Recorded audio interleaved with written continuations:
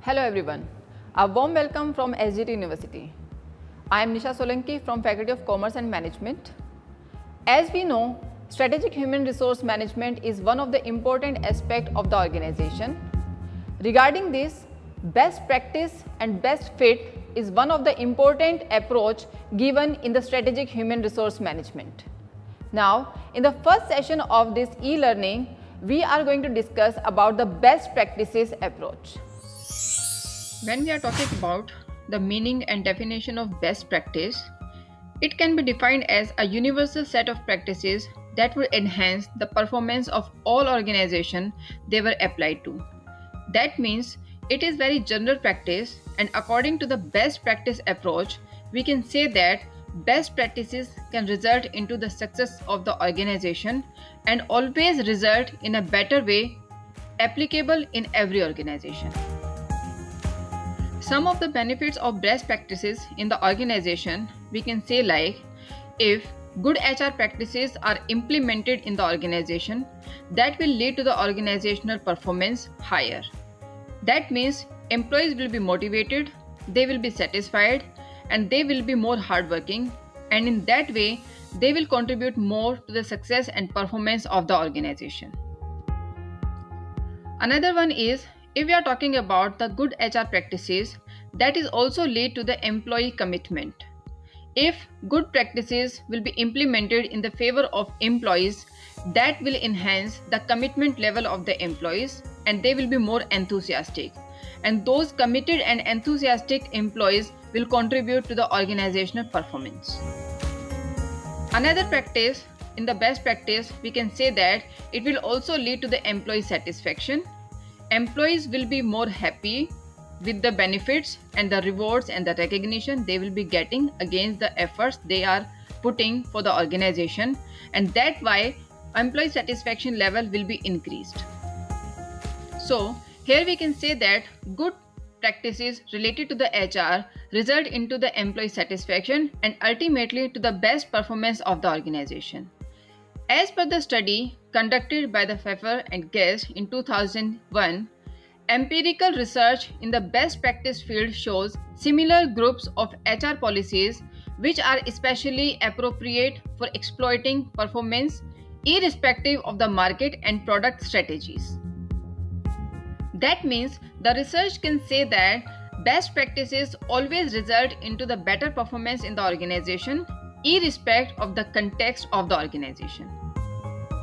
Now, if we are talking about the scope of best practices in HR, we are having some of the best practices which are mentioned by California Management Review. They have listed 7 HR practices for competitive advantage. Starting with the first practice, that is employee security. As we know, secure jobs let the employees do better and contribute more to the innovation.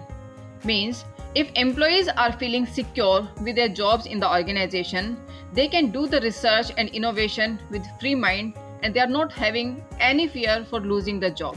So that is why if we are implementing a practice of HR related to the commitment and security of the employees, that can result into a better results. Next, if we are talking about, that is, you are serving the quality. We know that the quality of workforce is the ultimate determinant for the organizational performance, and quality of workforce is the ultimate determinant of organization success as well. So if the HR practices are retaining the top talent in the organization, that can lead to the organizational success. Another practice can be self-managed teams. Organization can be considered as the team of employees, and they are enthusiastic and contribute to the cost reduction and effectiveness. They are enthusiastic, work in collaboration, and always result into the better results for the organization. Next HR practice is related to the compensation and high pay. We know that money is the universal motivator and can motivate all the employees, and if employees are satisfied with their compensation, they can always result into better performance.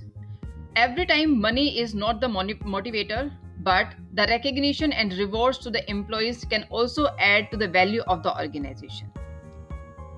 Along with the compensation, we cannot ignore the training and development of the employees, and we know that the changing business environment and increasing neck-to-neck competition demands regular upgradation of the skills and competencies of the employee.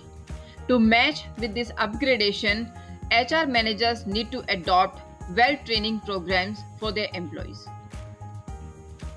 Discrimination in the organization is increasing day by day, so HR professionals also have to put efforts to maintain or to resolve the conflicts related to the discrimination, because discrimination among the human resources can weaken the roots of the organization and can lead to the failure of any organization.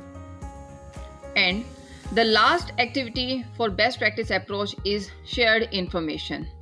As we know, information is very critical for the success of the organization. So right information at the right time to the right person can streamline all the processes in the organization and can also result into the quick and better decisions for the employees and overall organization. So here we discussed about the concept and the scope of best HR practices. Now let's discuss what will be the results of implementing these best HR practices in the organization. If organizations are adopting best human resource practices, that would result into the enhanced organizational performance, manifested in improved employee attitude, lower level of absenteeism and turnover, higher level of skills for higher productivity in the organization, and enhanced quality and efficiency of the organization. So the results would be better if organization is adopting best HR practices in the organization. With this discussion, we can say that the best practices undoubtedly contribute to the organization's success, but we can also say that the criteria for best practices do vary from organization to organization. Every best practice will not result in the same manner in every organization, because every organization is having different culture, different system, and different people who are working together. And that's why the best practices may vary from the organization to organization. So, in this session, we discussed about the best practices in strategic human resource management.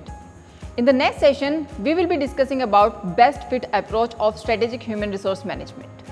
Keep learning, keep growing. See you next time.